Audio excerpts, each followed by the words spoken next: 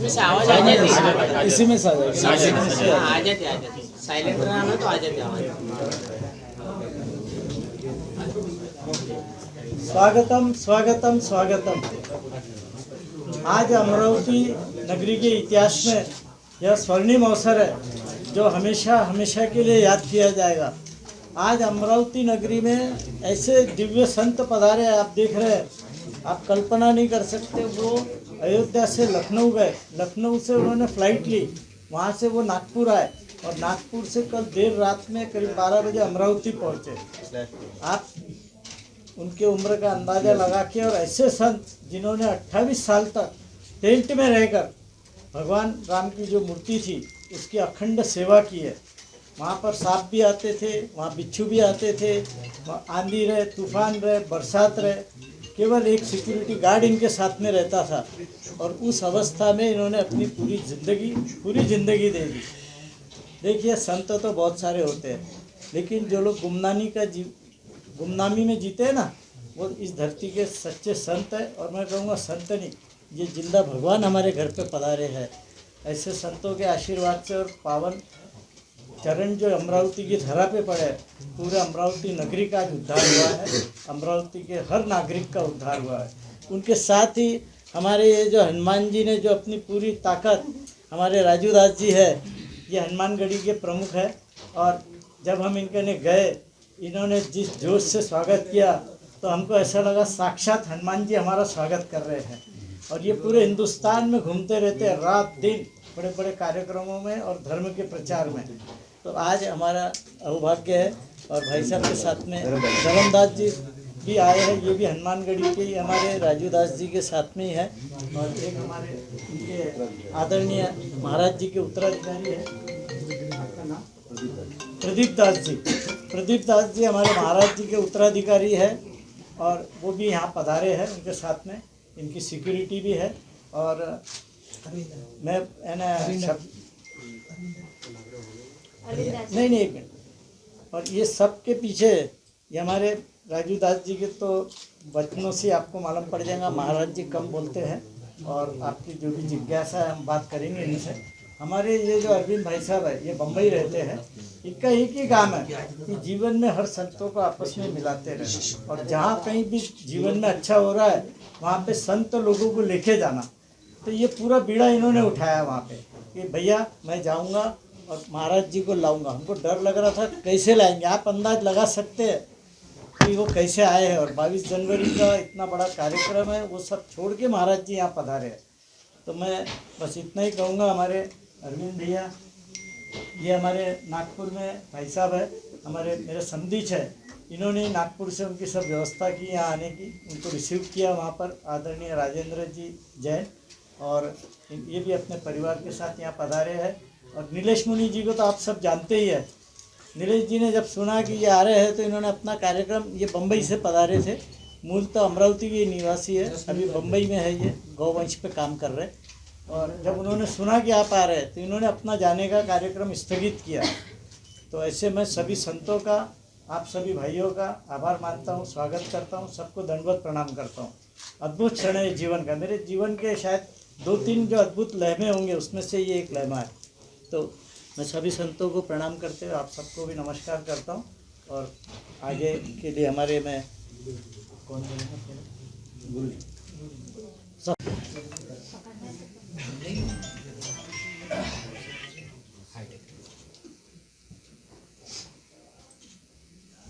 गुरुजी आपकी बोले 2 मिनट।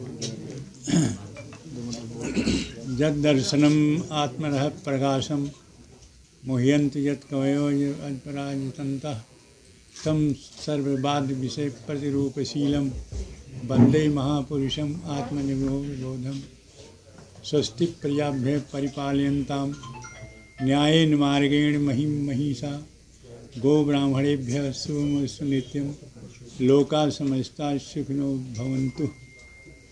आज आप लोगों के बीच में भगवान श्री रामलला की कृपा से आने का अवसर मिला। नगरी का नाम है अमरावती। अमरावती का अर्थ होता है जहाँ अमर लोग रहते हैं। आप लोग जहाँ यहाँ के जो निवासी हैं, जैसे हम अयोध्या के हैं, न जेतुम सकते जैसा अयोध्या, जिसको जीता न जा सके उस नगरी का नाम अयोध्या है।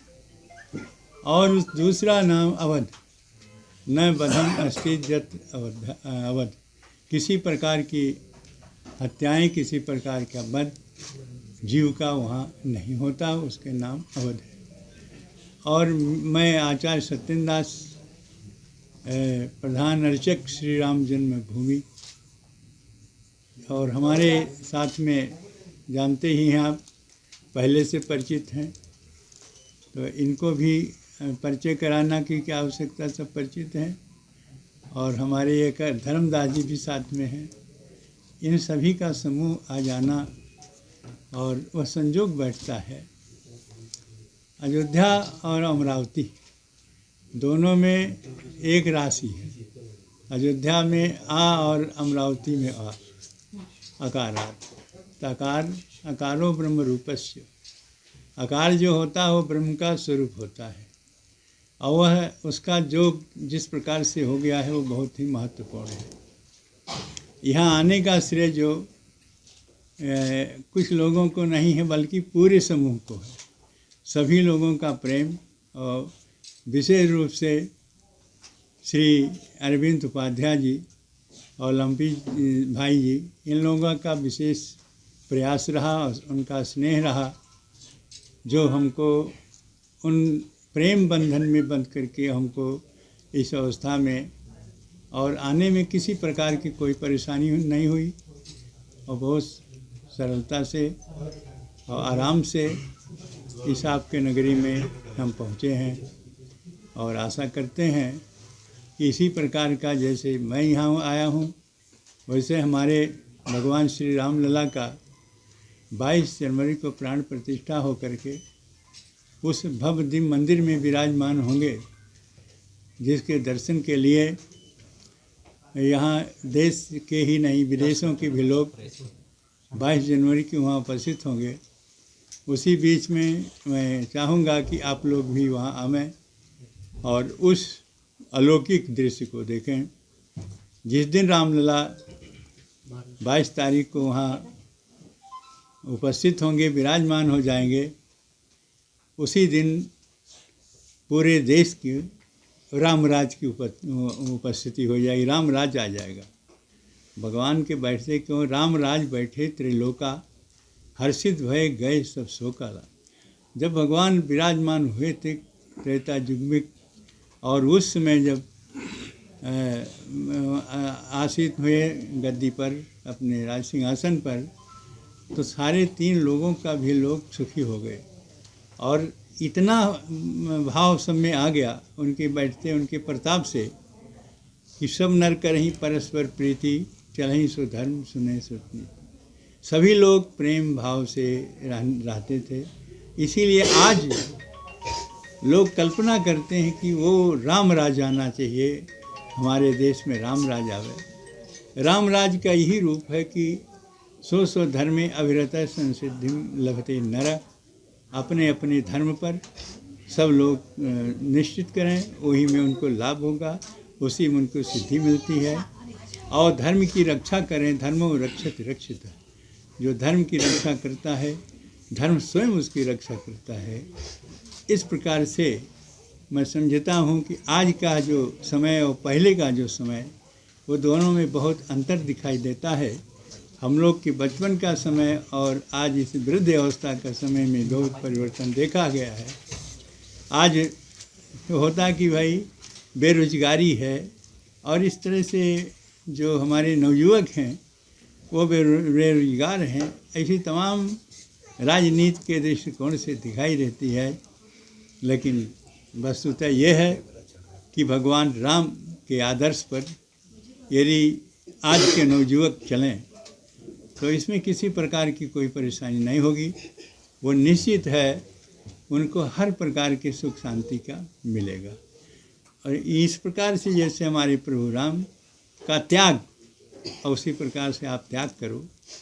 यह सोचो आज के नवयुवक गण कि देश के हम क्या किया, यह न सोचो कि देश हमारे लिए क्या किया, बल्कि यह सोचो कि देश के लिए हम जन्म से जब से समझदार हुए तो देश के लिए क्या किए।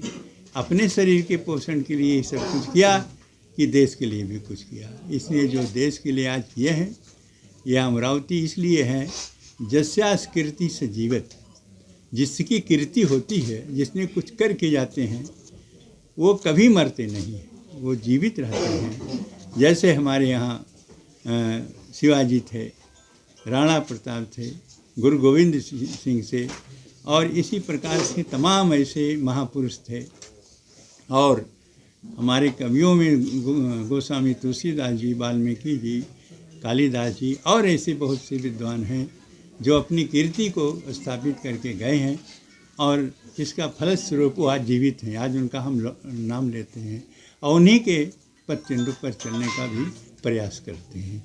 तो इस तरह से जो हमारे देश की स्थिति है उसमें क्या परिवर्तन हुआ और क्या हो सकता है, इस पर आप समस्त लोगों को सोचना पड़ेगा और अपने ही माध्यम से, इसी मीडिया के माध्यम से उनको बताना पड़ेगा कि हम देश को किस दिशा में हमारा देश जा रहा है और किस दिशा में ले आ सकते हैं, जिससे सर्वजन सुखाय सर्वजन हिताय हो, सभी का कल्याण हो, सभी सुखी रहें, सभी आनंदित रहें। यह रूप लाना पड़ेगा और यह तभी आएगा जब आपसी संबंध अच्छे होंगे, प्रेम भाव के होंगे। जैसे हमने बताया कि इन लोगों को हमारे अरविंद जी उपाध्याय जी के जो और इन लोगों के ही प्रयास से, और भी बहुत लोग हैं जिनके प्रयास से हमको इनके प्रेम में, एक बार प्रेम में बंधन आकर के हम यहाँ आने के साहस किए और आपके नगरी में आए। आप लोगों सबका प्रेम स्नेह मिला और वो बहुत ही प्रसन्नता हुई कि किसी प्रकार का कोई समस्या नहीं आने दिए लोगों ने और हमें बड़े आराम से ले आए और जहाँ आवास दिया, रहने की व्यवस्था पूरी की, तो हमें बहुत प्रसन्न, बहुत आनंद हूँ। और इसी तरह से मैं चाहता हूँ कि आप लोग भी सभी इस नगरी के नाम से, जैसे बहुत जानते ही हैं, यहाँ के सांसद हैं नवनीत राणा। नवनीत नहीं बल्कि उनको मैं जब सुनता हूँ लोकसभा में भाषण बोलती हैं, जब वो किसी पार्टी के नहीं हैं, लेकिन उनकी बात जो सुन करके ये लगता है कि हम नवनीत क्यों कहें, उनको आयरन नारी कहें, आयरन राणा इस नाम से जाना जाए तो बहुत अच्छा बोला। क्योंकि उनकी भाषा इस प्रकार से है जैसे कि जो विरोधी हैं, चाहे वो राजनीति के कारण देश के ही विरोधी हों, लेकिन उनको जिन जिन शब्दों से उनको चुप करने का साहस रखती हैं, वह नवनीत राणा जी हैं। और बहुत ही इनकी भाषा, उनकी यहाँ के सांसद हैं, आप लोग जानते हो। तो ऐसी सब विभूतियाँ कुछ ऐसे हैं वर्तमान समय में जिनका कार्य, जिनका विचार बहुत ही अच्छे हैं और उन विचारों में ही सब कुछ समाहित है। तो मैं समझता हूँ कि आप लोगों के माध्यम से इस प्रकार का संदेश देश में जाए जिससे लोगों को कल्याण हो और इस भगवान राम के नगरी से, और जिस प्रकार से भगवान राम कभी वह तीनों लोक के मालिक थे और जो समस्याएं उनके सामने आई 500 वर्षों तक यह संघर्ष करना पड़ा और उस 500 वर्षों के बाद अब जा कर के वह भव्य मंदिर बन गया है, जिसकी भूमि पूजन और शिला पूजन स्वयं हमारे देश के प्रधानमंत्री ने किया था और उसी जगह भव्य मंदिर बन गया है। आशा करता हूँ कि 22 जनवरी को वह प्राण प्रतिष्ठा स्वयं प्रधानमंत्री जी के द्वारा होगा और इस प्रकार के वो एक ऐतिहासिक मंदिर बना है जो शायद यही कहा जाएगा कि दुनिया का यदि कोई राम मंदिर है तो अयोध्या में है। रामलला उसमें विराजमान होंगे और जिस रूप से उनके व्यवस्था किया जा रहा है और लोगों के दर्शन की व्यवस्था हो रही है, उनकी सुंदरता, उनका रख रखाव और ऐसी प्रसन्नता लोगों को हो कि यहाँ जा कर के और रामलला का दर्शन करने के बाद में वो आनंदित हो जाएं, ऐसी वहाँ व्यवस्था की जा रही है। और मैं समझता हूँ कि इसी रूप से यह आनंद सारे देश को मिले, सभी व्यक्ति को मिले। और जैसा कहा गया है, सबके साथ सबके विकास प्रधानमंत्री जी की घोषणा है। अब तो एक घोषणा और उन्होंने किया है कि सब घर अयोध्या, सब घर राम। सभी के घर में अयोध्या और सभी के घर में राम। तो राम का अर्थ ही है कि जो आनंद सिंधु सुख राशि और आनंद सुख राशि हैं, और जो आनंद के सुख हैं वो सागर के रूप में है। और सीकर ते त्रिलोक सुपासी, एक बूंद निकला हुआ उसमें से, और उसी सुख को हम सभी में व्याप्त है। हम सुखी हैं, प्रसन्न हैं। और यह भी है रामो विग्रहवान धर्म, भगवान साक्षात राम धर्म का रूप है। उनका रूप जो है वो धर्म का है, और धर्म का रूप होने के कारण से अयोध्या क्या है। तब विष्णु वैंकुट ते दीन अयोध्या आन, मन लाए महिलोक में सिरपत करतन जान। साक्षात अयोध्या भगवान का शरीर है, और उनका शरीर स्वयं वो स्वयं धर्म के प्रतीक हैं। इस प्रकार की जो हमारे अयोध्या का और यहाँ ये अमरावती का, ये दोनों के शाश्वत संबंध बने रहें, सभी लोग सुखी और आनंद रहें। और अयोध्या के जिस प्रकार से विकास हो रहा है, वह माननीय मुख्यमंत्री जी ने कहा है कि इस नगरी को हम त्रेता युगी नगरी बनाएंगे, और त्रेता युगी नगरी का रूप दिया जा रहा है।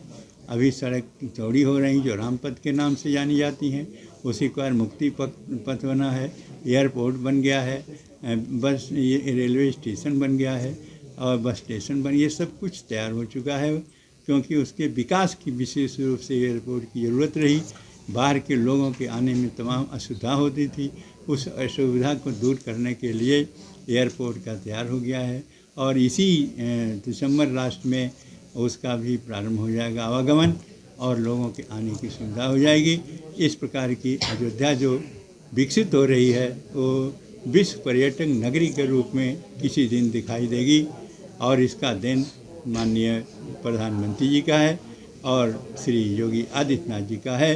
इन लोगों का जो प्रयास उस नगरी को विकसित करने के लिए है, वो बहुत ही अद्वितीय है, बहुत ही सराहनीय है और वंदनीय है। ऐसे ही समय में और हमारे मैं जो आया हूँ, आप लोग का प्रेम, आप लोग का स्नेह ऐसे बना रहे।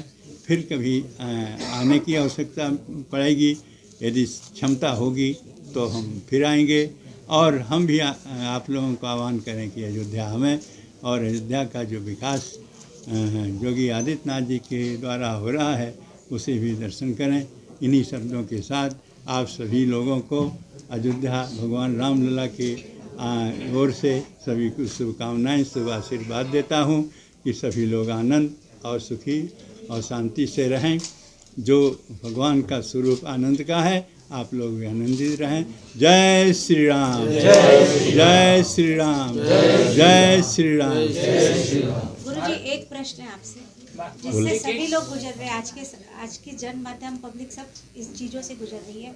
आज की इसमें युग में प्रचार हो रहा है राम, कृष्ण, शिव, अलग अलग रूपों में लोगों को। तो जो भक्त कृष्ण के भक्त हैं, जब वो शिव पुराण सुनते हैं, उनके मन में वो आस्था भी जगती है। तो उन्होंने उस समय कृष्ण को ध्याते हुए उस पुराण को अपने अंदर कैसे संभालना चाहिए, इस चीज़ों में आप हमें थोड़ा मार्गदर्शन करिए। नदियाँ एक, घाट बहुत तेरे। नदी एक होती है, घाट बहुत होते हैं, और सभी घाटों से लोग जाके स्नान करते हैं, लेकिन नदी एक है। वैसे परमात्मा भगवान राम हैं। रमन्ते योगिनो यस्मिन् नित्यानंदे चिदात्मनि इत राम पदेना सुपरमन्मा विधीयते। साक्षात परमात्मा वह राम है, और राम में ही सभा संहित है। उसी में शिव भी है, उसी में कृष्ण भी हैं, और उसी में राम भी हैं, उसी में और भी जितने भी देवी देवता वो भी समित हैं। जैसे पेड़ की तमाम शाखाएं होती हैं, वैसे भगवान के तमाम शाखाएं हैं, और उसके उसको जल दिया जाता है उसके जड़ में, और उसी से विकसित होता है वो। तो उसी प्रकार से एक देवता चाहे लो और चाहे सब देवता हो। तो इसलिए कह दिया कि जिसके जितनी क्षमता हो और जिसके प्रति प्रेम हो उसी को पूजा करें, उसी में ध्यान दें। आज शिव की हमारे माननीय प्रदीप मिश्रा जी जो भगवान शिव पुराण की कथा कर रहे हैं, बहुत ही दिव्य कथा हो रही है और उसको देखने में उसी में राम भी हैं, उसी में हनुमान जी भी हैं, उसी में भगवान शिव हैं, उसी में भगवान कृष्ण हैं, सब समाहित उसी में है। जिस कथा को कह रहे हैं श्री प्रदीप मिश्रा जी, वो धन्यवाद है और बहुत ही योग्य हैं और उनकी योग्यता आप लोगों को दिखाई दे रही है। उनके मुखारबिंद से निकली हुई शब्द किस प्रकार से आपको प्रसन्न करती है, इसमें सब एक हैं और उपासना के अनुसार भिन्न भिन्न हैं। बहुत बहुत धन्यवाद, बहुत बहुत धन्यवाद। महाराज जी, आप पूरा प्रयास कर रहे हैं, पूरा तप कर रहे हैं और आज मंदिर बनने जा रहा है 22 तारीख को। क्या इस हिंदुस्तान में एक दूसरी दिवाली उस दिन होगी? देखिए, दिवाली की बात तो वहाँ रोज़ दिवाली है, क्योंकि जहाँ भगवान विराजमान है वहाँ प्रकाश है, तमसो माँ ज्योतिर्गमय। तो वहाँ पर जो भगवान की भव्य मंदिर बन रहा, कितना संघर्ष हुआ, 500 वर्षों के संघर्ष के बाद अब वह रूप दिखाई दे रहा है कि भगवान का भव्य मंदिर बन रहा है। आप ये भी समझें कि मैं जो उस मंदिर में और उनकी भगवान रामलला की पूजा करना, उस विवादित ढांचा में जो 23 दिसंबर 1949 को प्रकट हुए थे, उनकी पूजा हमने करना उस दिसंबर में किया, उस विवादित ढांचा में किया, जिससे हम लोग मंदिर कहते थे, वो लोग बाबरी मस्जिद कहते थे। वहाँ से पूजा शुरू हुई। फिर 6 दिसंबर 92 को वह गिर गया और भक्तों ने कई जगह के देश विदेश के भक्त आए उसमें, और जिन लोग कार सेवा में आए उसने उसको कहा कलंक का रूप है और इसको गिरा देना ही सबसे उत्तम होगा। उस सभी आए हुए कार सेवकों ने उसको गिरा दिया 6 दिसंबर 92 को। उसके बाद भगवान उसी जगह रहे, वहाँ पर उसको हटा करके जो उसका मलबा था और वहाँ पर फिर त्रिपाल लगा करके रामलला को स्थापित कर दिया गया। और उस त्रिपाल में ये प्रतीक्षा किया जा रहा था जल्दी से जल्दी, चाहे शासन की ओर से और चाहे कोर्ट की ओर से, कभी न कभी जल्दी ही इसका निष्ठान हो जाएगा। लेकिन उसको 28 वर्ष बीत चुका। 28 वर्ष के बाद तब जा कर के कोर्ट ने उसको सारे सबूतों के आधार पर कहा कि जहाँ रामलला विराजमान हैं वह राम की जन्मभूमि है। राम की जन्मभूमि में हाई कोर्ट ने आदेश दे दिया, जिसके सुप्रीम कोर्ट दिया, जिससे कि सुप्रीम कोर्ट के आदेश पर वह आज भव्य मंदिर बन रहा है और यह देन कोर्ट का है। इसी प्रकार से मैं समझता हूँ जो भक्तों का भावना रही, भक्तों के स्नेह रहा और उनकी कामना रही कि हम प्रभु श्री राम को इस त्रिपाल से हट करके उस भव्य मंदिर में दर्शन करें, वह समय आ गया है। और भक्तों का जो इच्छा रही उसमें 22 जनवरी को यह पूर्ण हो रहा है। महाराज, अगले साल जो लोकसभा चुनाव होने जा रहे हैं उसमें राम मंदिर का क्या भूमिका रहेगी? देखिए, जो भगवान कहें, भगवान की बात भाएँ कुभाएँ अलग आल सहु, नाम जपन मंगल दिसहु। जो भगवान राम का सहारा ले लिया है वो चाहे उससे तो उस परम धाम की प्राप्ति हो जाती है उस जीव को, जो उनका सहारा लेता है, उनका नाम लेता है। लेकिन जिस प्रकार से भाजपा ने अपने जो घोषणा पत्र है, उस घोषणा पत्र में सब दिन राम का लिया नाम। राम को ये इसलिए नहीं कि राजनीति है, लोग विरोधी जितने हैं वो राजनीति समझते हैं। और लेकिन जब इनसे पूछा जाता है तो कल हमारे आस्था का प्रतीक है। जब आस्था का प्रतीक है तो कोई भी चाहे जिस भी पार्टी के हो, जिस पर पद पर हो, और अपने आस्था को प्रकट कर सकता है, जिसके प्रति हो, चाहे राम के प्रति हो, कृष्ण के प्रति हो, शिव के प्रति हो, चाहे जिसके प्रति हो। उसी प्रकार से जो सहारा राम को लेकर के चलते हैं और उसका प्रतिफल यही होता है कि उनको विजय मिलती है।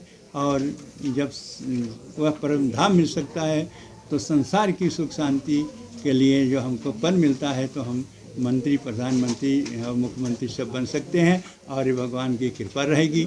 जहाँ पर कृपा करें, जहाँ पर राम की कृपा होगी तहाँ पर कृपा करें। सबको एक बात आती है, इस प्रकार से कहानी आती है, इस प्रकार कथन आता है। और मैं आशा करता हूँ कि उनके ऊपर स्वयं भगवान की कृपा है, जिससे वो सत्ता में हैं। और जिन लोगों ने राम को नकारा, कहा कि काल्पनिक हैं, राम को भी काल्पनिक कह दिया, और उसके साथ ही साथ राम सेतु को काल्पनिक कह दिया, तो काल्पनिक का फलना में वो सड़क पर घूम रहे हैं, और भगवान राम में आस्था रखने वाले सत्ता में हैं। महाराज जी मुझे बोलिए कि इस चुनाव में हमेशा राम मंदिर का मुद्दा सामने होकर चुनाव लड़ाया जाता है। कितना उचित है हिंदू धर्म में कि भगवान को चुनाव में इस तरीके का उनका नाम का इस्तेमाल करना? और फिलहाल बीजेपी जो है वो राम मंदिर हमने बनाया है, तो बीजेपी ने बनाया या बीजेपी के समर्थकों ने बनाया है कि कोर्ट ने बनाया? अभी 3 प्रांतों का चुनाव हुआ है जिसमें भाजपा जीती। आपने देखे होंगे कि राम मंदिर की घोषणा नहीं किया है। उन्होंने जो कहा है कि हम सर्वजन सुखाय सर्वजन हिताय, और सबके साथ सबके विकास। जो भी कमियां पिछले सरकार में, सत्तारूढ़ सरकार में रही, उस कमियों को हम दूर करके और इसको आप लोगों का कल्याण, आप लोगों का जो इच्छाएं हैं उसकी पूर्ति करेंगे, यह मांग किया।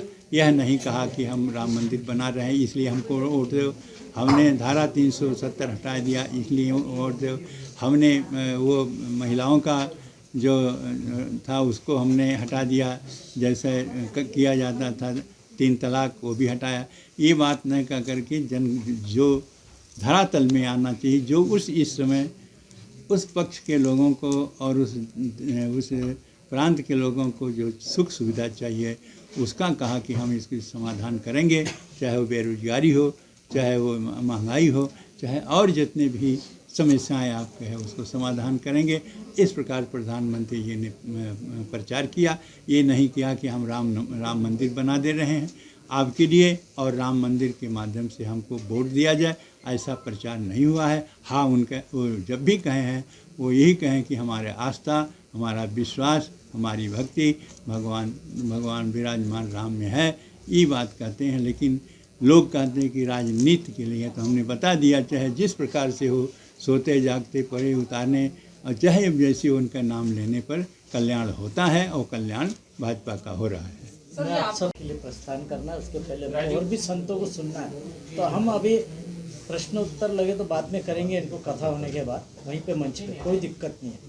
मैं चाहूँगा बस सबको हाथ जोड़ के निवेदन है, हाँ? और हमको यहाँ राजनीतिक प्रश्न नहीं करेंगे, और जो करना है 4 के बाद कथा के बाद वहीं कर लेंगे मंच पे, कोई दिक्कत नहीं। हाँ, मैं यहाँ पर राजू दास जी को निवेदन करूँगा, और मैं हमारे यहाँ हमारे राजू दास जी को इनके बहुत व्यस्त समय में से कभी पटना, कभी दिल्ली, हिंदुस्तान का कोई कोना ऐसा नहीं जहाँ ये दिन भर में नहीं घूमते हैं, लेकिन उनको वहाँ से बराबर कैसे पकड़ वारंट में लाया है तो ये हमारे विकास जी। तो मैं चाहूँगा आगे राजू दास जी अपने मनोगत व्यक्त करें। जय सिया राम, बोल बजरंगबली की जय। आज बड़े गर्व की बात है कि इस अमरावती के पावन धरा पे शिव महापुराण की कथा नवनीत राणा, विनीत राणा जी के स्नेह से आज पूज्य महाराज जी श्री राम जन्मभूमि के मुख्य अर्चक पूज्य आचार्य महंत सत्येंद्र दास जी महाराज आपके सामने में अपनी सनातन की बात रखी, और सनातन के अपनी बात के माध्यम से पूरी सनातन की पूरी व्यवस्था को उन्होंने रखा। पूज्य महंत धर्मदास जी महाराज मौजूद हैं। आज हम लोग लप्पी भैया के घर पे प्रेस कॉन्फ्रेंस है, और लप्पी भैया को ढेर सारा स्नेह, ढेर सारा आशीर्वाद, दोबारा आने का अवसर मिला है लप्पी भैया के यहाँ। मैं विकास पांडे जी को धन्यवाद देता हूँ, और रामदूत संत दूत अरविंद उपाध्याय जी को साधुवाद है, दोबारा लप्पी भैया के घर पे आने का अवसर मिला है। एक बार हम और अरविंद उपाध्याय जी और आए थे लप्पी भैया के घर पे। विकास जी को धन्यवाद। विकास जी नाराज हो रहे थे, चलना है तो चलना है, ठीक है आप पटना में हैं चाहे कहीं हैं, लेकिन क्योंकि नवनीत जी ने कहा है, लप्पी भैया ने कहा है, पहुंचना है तो पहुंचना है। अरविंद जी बार बार फ़ोन कर रहे थे, दुर्भाग्य था कि मैं फ़ोन इनका नहीं उठा पा रहा था, लेकिन आने के बाद इन्होंने एयरपोर्ट पर महाराज जी का खूब सेवा किया, खूब सेवा किया। आप सभी मीडिया के पत्रकार बंधु सौभाग्यशाली हैं। मैंने क्यों कहा सौभाग्यशाली हैं? आपका काम तो ये है ही है, आप क्वेश्चन करोगे, आप पहुंचोगे, हर हालत में पहुंचोगे। नहीं बोलने वाला होगा उसको भी माइक लगा के उनसे सवाल उगलवाओगे, ये तो आपका काम है। लेकिन आज आपके सामने में है कौन? आपके सामने में आप समझो इतनी वर्षों तक भगवान राम की सेवा किया। उस समय में जब चाहे पत्थर गिरे, चाहे पानी बरसे, चाहे आप समझो कि सनातन में जब तक तुलसी दल ना डाला जाए तो भोग ना माना जाता है। आप समझो उस समय में भी विपरीत परिस्थिति में भगवान राम की किसी ने सेवा किया इतने वर्षों तक, तो पूज्य महाराज जी ने। और महाराज जी आज आपके सामने बड़े गर्व की बात है कि आज इस शिव महापुराण के कथा में आने का अवसर मिला। यह भारत देश अब बढ़ता हुआ कदम, अभी आपने क्वेश्चन किया महाराज जी से कि ये भाजपा बनवा रही है कि कोर्ट बनवा रहा है। कोर्ट पहले भी थी, आज कोर्ट नहीं है, लेकिन राम जी की और राम जन्मभूमि की अलग को जगाया किसने? ये विषय ये है। विषय ये है कि जिस प्रकार से विधर्मी षड्यंत्रकारी, आप देखो ना मुंबई महाराष्ट्र जैसे धरती पर, जहाँ पर जिस प्रकार से सनातन की रक्षा के लिए, सनातन संस्कृति की रक्षा के लिए एक से एक महागुरुओं ने प्राणों की आहुति दिया, उस धरती पर हनुमान चालीसा पढ़ने पर जेल हो जाता था। इस धरती पर हनुमान चालीसा पर आतंकवादी वाला कानून लगाकर जेल में कर दिया जाता था। आपके सांसद को जेल भेज दिया गया, विधायक को जेल भेज दिया गया। तो आप समझो कि उस धरा पर जहां डेमोक्रेसी हो, लोकतांत्रिक व्यवस्था हो, जहां प्रजातंत्र का राज हो, फिर भी हमको जेल जाना पड़े। तो आपने कहा कि महाराज जी कौन बना रहा है? अरे भाई, साधु संतों ने ये अलख जगाई 500 वर्ष के संघर्ष के बाद। फ्री में राम जन्मभूमि मंदिर नहीं मिल रहा है। ये मत सोचो कोर्ट ने आदेश दे दिया तो हो गया। कोर्ट क्यों नहीं इतने वर्षों तक कोर्ट आदेश दे दिया? इतने वर्षों तक भगवान राम को टेंट में क्यों रखा भाई? इतने वर्षों तक न्याय क्यों नहीं मिला? हमको संविधान में आस्था है, इसलिए इतने दिनों तक हम लोगों ने लड़ाई लड़ी, जिसका परिणाम स्वरूप एक आज भव्य दिव्य नव राम जन्मभूमि मंदिर निर्माण कार्य चल रहा है। जो राम का वही मेरे काम का, जो राम का नहीं वो मेरे काम का नहीं। प्रत्यक्ष उदाहरण 3 राज्य का चुनाव है। आप देखो, जिसने सनातन को कोरोना कहा, डेंगू कहा, मलेरिया कहा, टाइफाइड का और भी 3-4 शब्दों का प्रयोग किया। हम साधु हैं, उस शब्द का प्रयोग मैं नहीं कर सकता। ऐसे ऐसे शब्दों का प्रयोग किया, जिसका परिणाम स्वरूप आज विपक्षी रोड पर है। आज 92 सांसद सस्पेंड है, चिल्ला रहे रोड पर खड़े होकर। भाई क्यों 92 सांसद सस्पेंड करना पड़ा? क्यों करना पड़ा? कि इनका जो आतंकवादी मानसिकता है, इनका जो बाबर वाली मानसिकता है, इनका जो औरंगजेब वाला मानसिकता है। बताओ, औरंगजेब 1.25 मन जनेऊ तोलता था, तब पानी पीता था। आज हम कहते हैं कि नहीं, ये औरंगजेब 1.25 मन जनेऊ तोलता था तो पानी पीता था। आप लोग कहते हैं अरे ये तो किंवदंती कथा हो सकता है। इसलिए हो सकता है क्योंकि आप देखो, उत्तर प्रदेश में राम भक्तों के ऊपर गोली चली। ये तो संविधान के राज्य में चली, डेमोक्रेसी है तब भी चली। तो उस समय में आतंकवादियों का राज था। बाबर कौन था? विदेशी आक्रांत आक्रमणकारी। औरंगजेब कौन था? बलात्कारी, व्यभिचारी, अधर्मी, कुकर्मी। लाखों मंदिरों को तोड़ा, साधु संतों की गला काटा, गुरुकुलों को तोड़ा, माता बहन बेटियों की इज्जत लूटा, मीना बाजार लगाया, गुरुओं को खड़ेआम बीच बाजार में बीचों बीच आरा से काट दिया, उनके बच्चों को दीवार में चुरमा दिया, घास की रोटी खाना पड़ गया हमारे राजाओं को सनातन धर्म संस्कृति की रक्षा के लिए। तो विषय ये है कि जो धर्म की बात करेगा, सनातन की बात करेगा, जो सनातन संस्कृति की बात करेगा, वही, क्योंकि भारत अब हिंदू राष्ट्र है। हिंदू राष्ट्र का मतलब होता है राम राज। राम राज का मतलब होता है राम राज में किसी को तकलीफ नहीं, जहां पर संविधान का राज हो।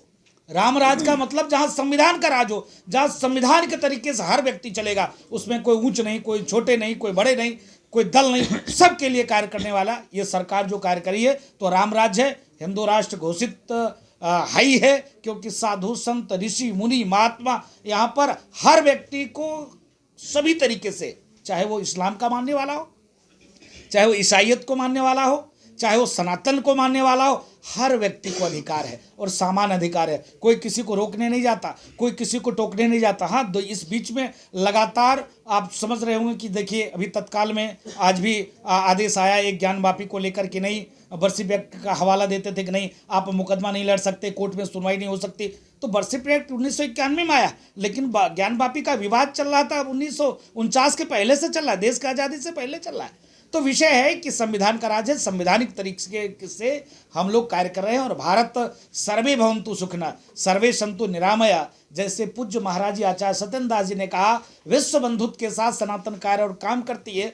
हम आज तक सनातन ने किसी के ऊपर उंगली नहीं उठाया, किसी को भी हमने दबाने का प्रयास नहीं किया, लेकिन जो हमको दबाएगा, जो हमको नीचा करेगा, जो हमको दबाने का प्रयास करेगा, उसकी गला कट जाएगी। जो हमको अब इस बीच में, क्योंकि संविधान की राज है, जब इस बीच में संवैधानिक तरीके से अगर हमको अपनी बात को संविधान तरीके से कोर्ट में भी नहीं रखने के लिए बाध्य करेगा कि नहीं आप कोर्ट नहीं जा सकते हैं, ऐसे लोगों से, वो लोग उस समय में तलवार के बल पे बात करते थे, आज हम कलम के बल पर, आज संवैधानिक तौर से कलम के बल पर तलवार का मुंहतोड़ हम लोग जवाब दे रहे हैं, तो हम लोग देते रहेंगे। महाराज जी, एक तरफ आप कहते हैं कि हम संविधान पे आस्था रखते हैं, संविधान पे आस्था रखना चाहिए, वही दूसरी ओर है ही नहीं। संविधान देखिए, संविधान में संशोधन मतलब संविधान को बदलना नहीं है, संविधान में कई बार संशोधन हुआ। आप देखो 1949 के बाद 1991 में बर्सिप एक्ट क्यों आया? संविधान तो बदला नहीं ना, संविधान में संशोधन करके समय समय पर देश काल परिस्थिति को देखते हुए संविधान में संशोधन कई बार हुआ है। तो ये धीरेन्द्र शास्त्री हो चाहे मिश्रा जी हो, भाई मिश्रा जी का यही कहना है ना कि आप मैं अभी कहूँगा तो आप लोग को तकलीफ हो जाएगी। देश के किसी भी कोने में किसी मदरसा, किसी मस्जिद, किसी चर्च, कोई गिरजाघर का सरकार ने एक्वायर करके रखा है? आप बता दो एक भी, आप बताओ रखा है क्या? नहीं ना। तो 4 लाख मंदिरों को आपने एक्वायर करके क्यों रखा? 4 लाख मंदिरों को आप एक्वायर करके रखे हैं, उसकी चढ़ावा सनातनियों इसलिए 2 रुपया, 4 रुपया, 5 रुपया श्रद्धावश देते हैं। मंदिर की व्यवस्था, सनातन संस्कृति की रक्षा, गुरुकुल की व्यवस्था, गौशाला की व्यवस्था इससे चलेगी, और आप उस पैसे को उठाकर सरकार की व्यवस्था में लगा देते हो। आखिर ऐसा क्यों करते हो? तो हिंदुस्तान में ही एक देश में कई ये न्याय प्रणाली ये ठीक नहीं है, इसके नाते उसमें करेक्शन करने की उन्होंने बात किया है, संविधान बदलने की बात नहीं किया।